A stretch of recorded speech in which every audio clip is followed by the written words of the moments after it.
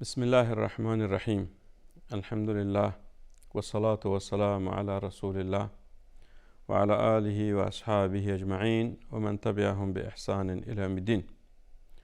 دوستان عزیز، سروران گرامی، السلام علیکم و رحمت الله و برکاته. به برنامه زیبای شگفتی های آفرینش خوش آمدید. دوستان عزیز، در این برنامه ها کوشش میکنیم که مسائل را خدمت شما عرض بکنیم که به دین و زندگی ما تعلق دارد.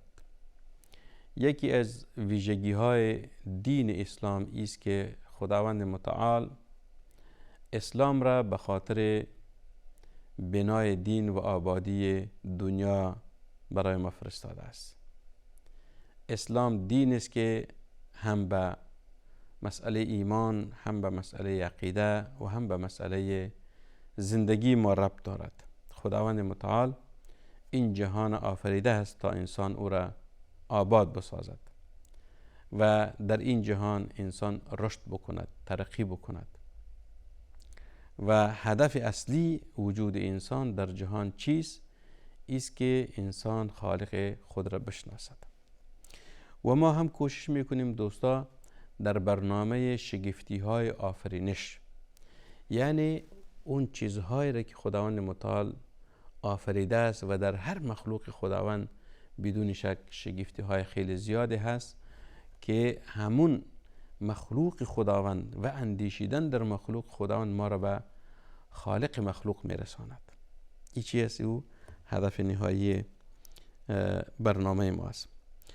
دوستان عزیز، در قرآن کریم آیه متبرکه است که خداوند متعال میفرماید، در سوره الطارق هست. خداوند متعال میفرماید که والسماء والطارق، و بعد از او مثلا در پایان این سورت خداوند متعال چی میفرماید که والسماء ذات الرجع والارض ذات الصدع. خداوند متعال دو چیز بیشتر در قرآن کریم ذکر میکند که یکی آسمان است و یکی زمین هست. آفرینش آسمان و آفرینش زمین. والسماء ذات الرجع، آسمان که دارای رجعت هست، برگشت هست.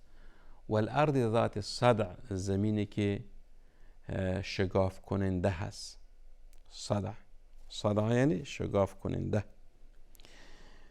امروز در رابطه به همین آیه میپردازیم که امروز انسان ها به اساس پیشرفت و ترقی علمی که انسان ها ولو که غیر مسلمان ها هم هستن ولی انسان هستن، اونها در بعد علمی خیلی ترقی کرده انسان، و به مرور زمان و به گذشت هر روز انسان ترقی و پیشرفت جدیدی میکند، اختراعات جدیدی میکند، نوآوری دارن، در رابطه با جهان معلومات جدید را به دست می آورند. این انسان است که در رابطه با جهان معلومات جدید را به دست می آورند. در رابطه با همین آیه متبرکه مفسرین کرام در قدیم زمان، حتی از زمان رسول صلی الله علیه وسلم تا تقریبا یک قرن قبل، 300 سال پیش، علما در تفسیر این آیت می گفتند که والسماء ذات الرجع، در اینجا خداوند سوگند یاد کرده است به آسمان هایی که ذات الرجع، او دارای چیز؟ دارای برگشت است. آسمان دارای برگشت است. والسماء ذات الرجع یعنی خداوند سوگند یاد کرده به آسمان برگرداننده. چون که در عصور سابق یا در قدیم الزمان علما آن دسترسی که امروز به علم دارن نداشتن. اونها یک زندگی ساده بود در تمام ابعاد زندگی. مثلا امروز انسان از یک کشور به کشور دیگر، از یک سرزمین به سرزمین دیگر توسط هواپیما سفر میکند. این هواپیما سفرهای ماه‌ها را به چی تبدیل میکند؟ به ساعتها. مثلا از آخرین نقطه قاره آسیا با آخرین نقطه مثلا کشور امریکا و دیگر جایی که انسان سفر میکنه در چند ساعت است. حتی یک روز هم در بر نمیگیرد. اگر این سفرهای بری یا بحری می بود چقدر چند روز در بر می گرفت، خیلی زیاد می بود. ولی انسان ترقی کرد، انسان پیشرفت کرد، هواپیما و طیاره ساخت، مترو ساخت، ماشین و موتر ساخت. این چی است؟ یعنی این همون مخلوقات است که خداوند متعال چی کرده است؟ خداوند متعال برای انسان عقل داد و انسان از او استفاده کرد، این چیزها را ساخت. ما در رابطه با والسماء ذات الرجع میگوییم که مفسرین کرام در قدیم و زمان میگفت که مرادش باران هست. این باران چی است؟ در حقیقت همون بخار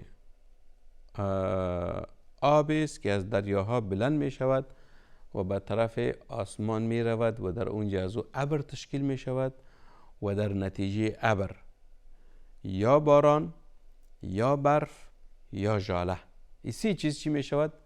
از ابر پایین می آید. در کشورهای سردسیر مثلا اون کشورهایی که به قطب شمالی زمین نزدیک هست، یا مثلا اگر شما دیده باشین به کشورهای شرق آسیا یا شرق میانه، مثلا منطقه سایبریا در روسیه از سردترین مناطق است که اونجا حتی انسان ها زندگی میکنند.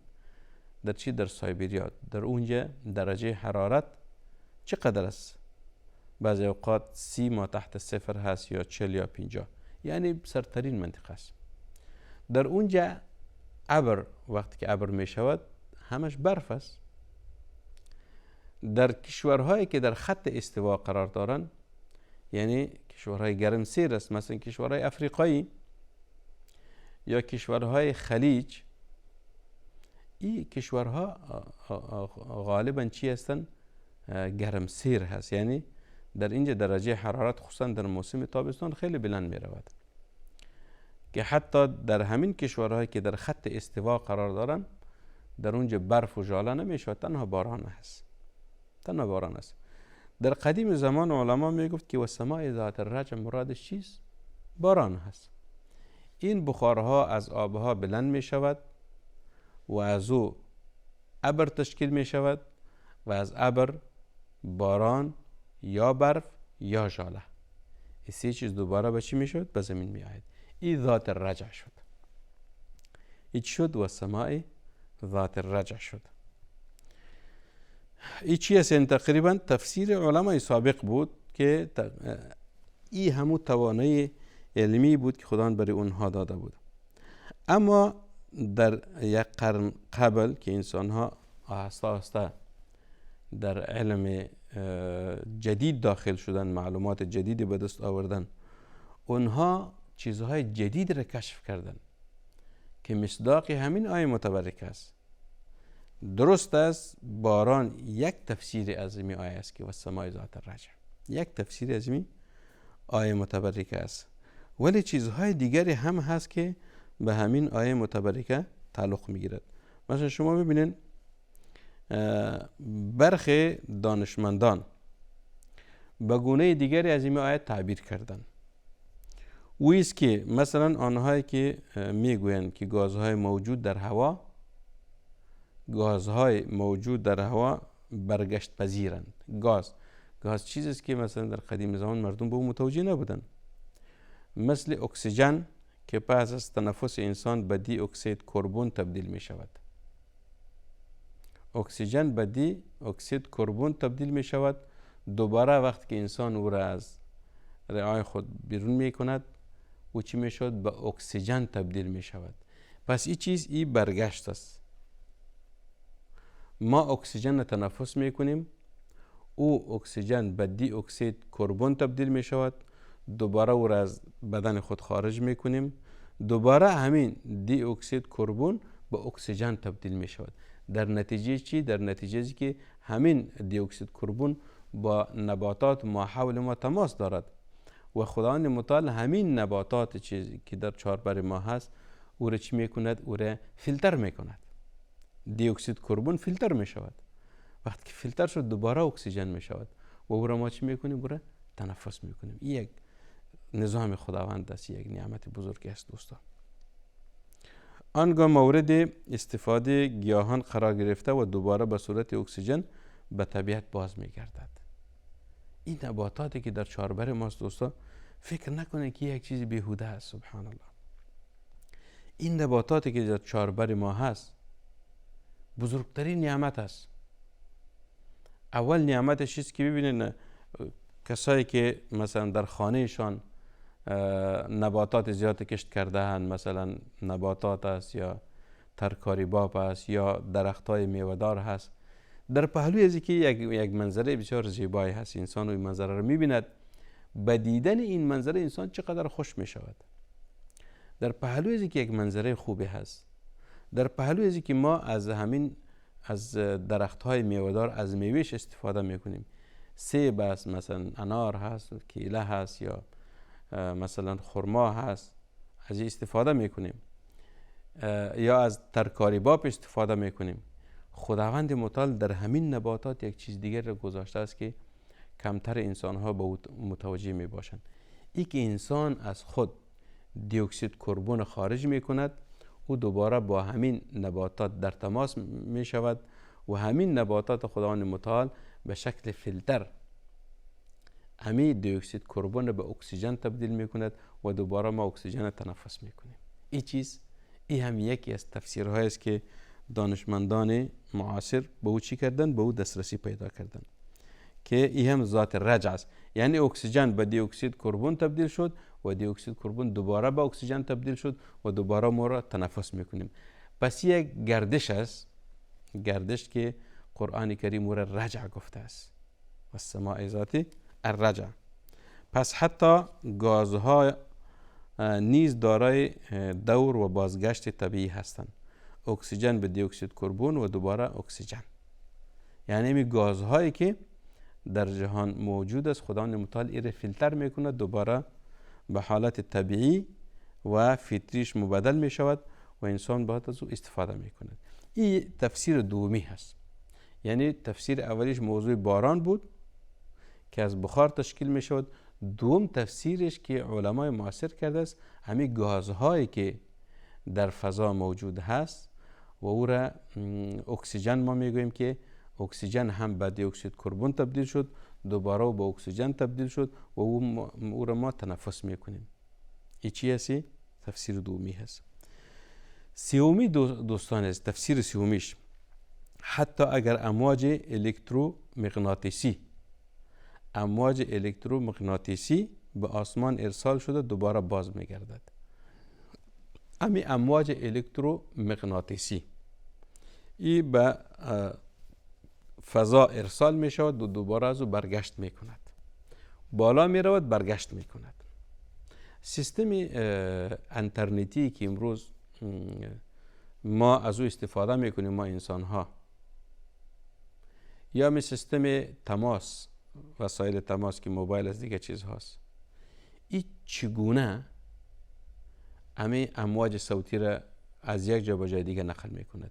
این همش از طریق ستلایت هاست دوستا، و بالا می رود دوباره از بالا برگشت می کند. ولو که در پهلویت یک شخص نشسته است یا خودت دو موبایل داری، دو شماره هست، شما از یک شماره به شماره دیگه زنگ می زنید. این نیست که مستقیم این تماس صورت گرفت، نه خیر، این امواج بالا می رود و از بالا دوباره ارسال می شود به شماره شخصی دیگری. اگر این شخص در پهلویت نشسته است یا در کشور بسیار دوری هست، که ایره چی میگوین؟ ایره هم امواج الکترومغناطیسی میگوین که به آسمان میرود و دوباره از اونجا بر میگردد. و مبنای کار تمام امواج مورد استفاده بشر بر این اساس است. و همچنان بخار آب پس از صعود به آسمان به صورت باران در آمده و به زمین باز بر میگردد. و پروردگار هستی به این اساس فرموده است که والسماء ذات الرجع.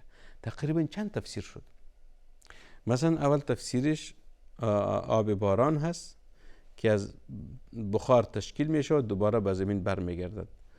دومش امواج مغناطیسی بود، الکترومغناطیسی بود که به بالا می رود دوباره به زمین بر می گردد. سومش گازها بود که از اکسیژن به دی اکسید تبدیل می شود و دوباره به اکسیژن تبدیل می گردد. پس آسمان بخار آب را به صورت باران، امواج الکترومغناطیسی را به صورت امواج رادیویی و گازها را طی تغییرات به آنچه که وجود دارند برمیگرداند. این تقریبا چند تفسیر از همین آیه متبرکه شد. این او چیزهایی است که ما مشاهده میکنیم دوستان.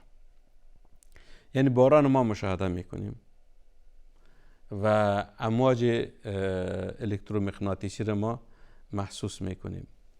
گازها را هم ما در هر ثانیه از او چی میکنیم؟ اکسیژن تنفس میکنیم و دوباره دی اکسید کربن از بدن خود یا از رئه خود بیرون میسازیم. این چیز دوستا یعنی همون تغییراتی هست، تغییراتی است که در وجود ما موجود می باشد و به شکل دورانی برمیگردد و بازگشت دارد و هرچی که در آسمان است به مکان اولی خیش برمیگردد. این تقریبا در چی بود؟ در عالم سفلی بود. اما در فضا چیز دیگری هست که خداوند متعال نظام ستاره ها را یا سیاره هایی که در فضا در حرکت است به این شکل است که از نقطه‌ای که حرکت کرده دوباره به اون نقطه برمیگردد. به اون نقطه چی میشد؟ به همون نقطه برمیگردد. یعنی هر چی که در آسمان است به مکان اولی خودش برمیگردد، مانند ستاره ها، زیرا در آسمان میچرخند و برمیگردند در مسیر دایروی یا بیضاوی شکل. در مسیر دایروی یا بیضاوی شکل چی میکند؟ اینها حرکت دارند. پس اگر خداوند در کلام شگفت انگیز میفرماید که والسماء ذات الرجع، به این معنی است که این قرآن از جانب خالق هستی است و از جانب ازمو خداوند متعال نازل گردیده است که جهان به این شکل به ما چی کرده است؟ به ما معرفی نموده است. جهان به ما معرفی نموده است. بس علم امروز در خدمت دین ما هست. علم امروز، ترقی و پیشرفت امروز در خدمت بشر هست، در خدمت انسان ها هست. خداوند متعال همین انسان ها را به می شکل آفریده است که از جهان خداوند، از جهان هستی استفاده بکند و این حرکتی که خداوند متعال در این جهان آفریده است دلالت بر چی بکند؟ به خالق یکتا بکند که خالق در جهان هست که مدیریت این جهان را می کند. یعنی این جهان به دستی از او است و این جهان به یک حرکت منظم چی کرده است؟ در حرکت آورده است. پس بر ماست که خالق جهان بشناسیم، خداوند بشناسیم و به مو خداوند متعال ایمان بیاریم تا عقیده خود را راسخ بسازیم، ایمان خود را قوی بسازیم و به طاعت و بندگی خداوند متعال بپردازیم. این بود خلاصه درس ما. خداوند متعال ما شما را از بنده های نیک خود قرار بدهد و صلی الله و سلم و بارک علی سیدنا و نبینا محمد صلی الله علیه و سلم.